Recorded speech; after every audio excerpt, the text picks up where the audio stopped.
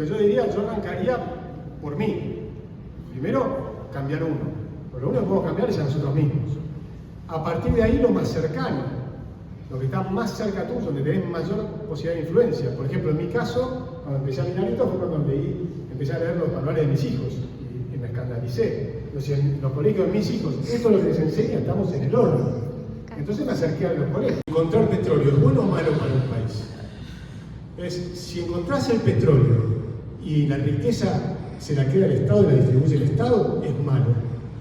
Si en cambio en Estados Unidos vos tenías las tierras privadas y encontrabas petróleo, una persona se hacía multimillonaria. Ese cambio es enorme. En Argentina estatizamos el subsuelo. Al estatizar el subsuelo, 1907, paradójicamente, con la reforma de la monarquía, también vino la reforma en la época del presidente Figueroa Alcorta, de estatizar el subsuelo. Cuando el subsuelo es estatal, ¿quién es el dueño? El Estado. Pero el Estado no somos todos. El Estado es el que lo maneja, es el gobierno. Pero cuando el gobierno es poderoso, los ciudadanos son menos libres. Entonces, si vos le das el litio al Estado, que lo pretenden muchos en Argentina, vas a tener un Estado poderoso y un pueblo pobre. Si en cambio el litio es privado, vas a tener un pueblo rico que puede controlar al Estado. Y creo que ahí está toda la diferencia entre Estados Unidos y Argentina. California era igual de rica que en Argentina. California hoy es tremendamente más rica. Ustedes saben que la Constitución de Argentina es la Constitución de California. O sea, en 1852, Juan Bautista Alberdi escribe las bases y analiza todas las constituciones del mundo. Un tipo brillante, para mí el más grande pensador argentino de lejos. Sarmiento, Borges, otros, pero Alberdi, tremendo. Y dijo, empezó a mostrar cómo todas las constituciones de América Latina estaban calculadas para su fracaso. Y todos esos países que dijo que iban a fracasar, fracasaron. Estaba escrito en su constitución. Después empezó a mirar algunas constituciones que eran extraordinarias. Países que, bueno, a veces no tenían constitución, como Inglaterra, que tenía algunas ideas muy interesantes sobre Suiza. Pero empezó a mirar las constituciones de Estados Unidos. Y la última había sido la de California. Pero recuerden que California fue durante 300 años española, hasta que en 1848 fue invadida por Estados Unidos. Y Estados Unidos liberó al pueblo y dictó su propia constitución. Y la constitución fue una constitución de la libertad.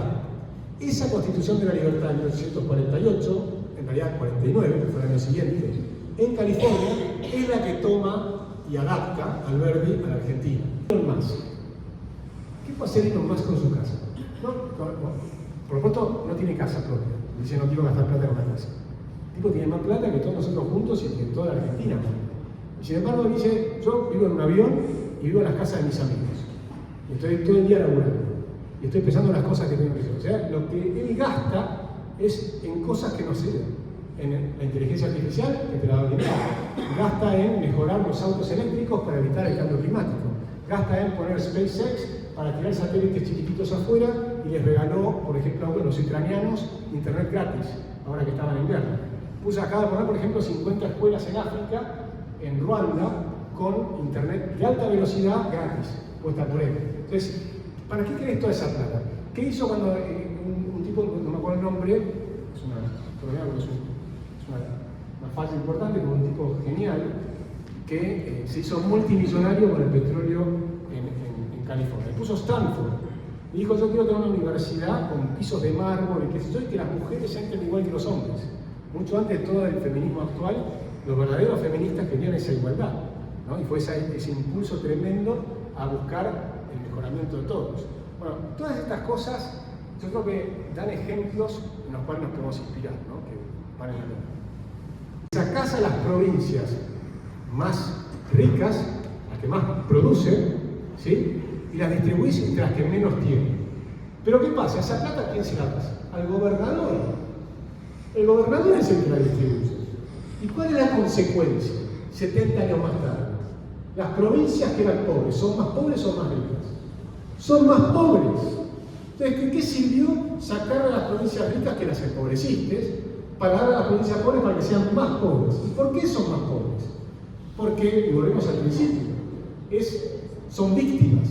Como se creen víctimas, se victimizan consiguen que les den dinero, por supuesto el gobernador es el que lo reparte, el que parte y reparte se queda con la mejor parte, se hacen todos millonarios, todos los gobernadores son millonarios, ¿no? Y demás, de las provincias del norte y demás son señores feudales, y la gente empieza a trabajar para ellos y empieza a aumentar el empleo público. En Formosa, que acaba de ganar el 70% de los votos, tiene 70% de empleo público.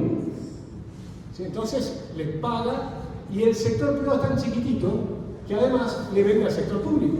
O sea que el sector privado también de alguna manera está influido por el sector público y los esclaviza, lo termina dejando en la servidumbre. Y un pueblo que pasa a la servidumbre no puede salir de la pobreza. Entonces fíjense cómo se van relacionando todas las mismas cosas. La cultura de la victimización que empieza en la escuela termina en los planes sociales. La gente cree que solamente puede vivir de plan social, que no puede abastecerse a sí mismo, ser autosuficiente, ser independiente. Ahora te la impresión de billetes y se acabó la inflación. Esto está totalmente demostrado. Les doy un caso histórico, pero que lo demuestra con total plenitud. Año 23, Alemania. Los alemanes, perfectos, nosotros pensamos, no olvídense, miren Alemania en 1923 y eran argentinos ocupando el territorio alemán. ¿Sí? Esos argentinos que están en el territorio alemán tenían una inflación, hiperinflación, mucho más alta que la inflación de Argentina, mucho más alta. ¿Saben cuál fue el primer momento donde se frenó la inflación? Por una huelga de los que imprimían billetes. O sea, entraron en huelga, se acabó la inflación. Cuando tenés una inflación tan rápida que los precios se triplican todos los días, frenar la emisión monetaria, a los 3 días se frenó la inflación. Nicolás Kachanowski, escribimos un artículo en el diario hace tiempo que hablamos de volver a la convertibilidad, pero una convertibilidad diferente de la anterior. La anterior era un peso igual a un dólar americano, pero tenía un problema. Nuestro país es muy distinto a los Estados Unidos y es mejor hacer una moneda con los países que son parecidos, por ejemplo, productores de commodities, de bienes agropecuarios o energía y demás.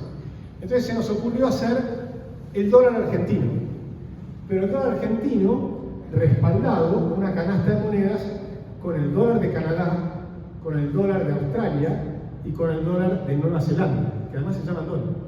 Entonces creábamos el dólar argentino respaldado por esas 3 monedas. Inflación cero, pero si Estados Unidos subía la tasa de interés, bajaba, esa moneda se deprecia naturalmente sin crear inflación. Te sirve del colchón contra un shock externo, en términos de como decimos los economistas, ¿sí? te da ese colchón para no tener que aumentar el desempleo, entonces, pero sin generar inflación. Nos pareció que era una fórmula, desde el punto de vista académico y técnico, superior a todo lo que se venía hablando en Argentina desde siempre. Pero un día vino Jorge Ávila y me convenció que la dolarización era mejor. Y el argumento que usó para convencerme fue el de la política. Dice, acordate que nosotros tenemos políticos argentinos. Acordate que teníamos un sistema maravilloso, que era la convertibilidad, que nos dio inflación cero durante 10 años. Acordate que los problemas que tuvo la Argentina no fueron por la convertibilidad, fueron por lo mismo que ahora, porque gastaban de más, se endeudaban, y como se endeudaban, las tasas de interés volaron, no pudimos pagar, la gente se asustó y sacaron la plata de los bancos. Y en cualquier país del mundo, cualquier sistema que tengas, si la gente se asusta y saca el 20% de los depósitos de los bancos en 2 semanas, 3 semanas, se hunde el país. Y no era la convertibilidad el problema. El problema eran los políticos que gastan más de lo que les ingresa. Se endeudan y no pueden pagar. Nos endeudan a nosotros, a nuestros hijos y a nuestros nietos. ¿Sí? Entonces, ese es el mismo problema que ahora, que no hay convertibilidad y la Argentina está en el desastre igual. Con ese argumento me dijo, la ventaja de la dolarización contra la convertibilidad es que es mucho más irreversible. Cuando la gente tenga dólares, o la moneda que quiera, cuando nosotros hablamos de dolarización, para simplificar, pero en realidad es la libertad de usar la moneda que quieras, euros, dólares, yuanes, yenes, lo que vos quieras. Con esa moneda que vos usás, que naturalmente los argentinos ya tenemos dólares, o sea, hoy hay mucho más dólares en las manos, en billetes físicos, hay mucho más dólares en las manos de los argentinos que pesos, pero mucho más. O sea que la Argentina ya está dolarizada. El problema es el obrero argentino que no le permiten dolarizarse. El problema es el asalariado. El problema es el que está achando en el Chaco, o el que está recogiendo las uvas en Mendoza, o las manzanas. ¿Sí? El problema es que tenés empleo negro. No lo tenés en el financista. El financista o el empresario y demás están todos dolarizados. ¿Cuántos acá tienen un dólar? No me responde porque toda la FIPA ahí. Pero, digamos, es decir, el problema lo tienen los más pobres. Entonces, con ese argumento, la irreversibilidad, me convenció que explorar la dolarización puede ser un camino interesante.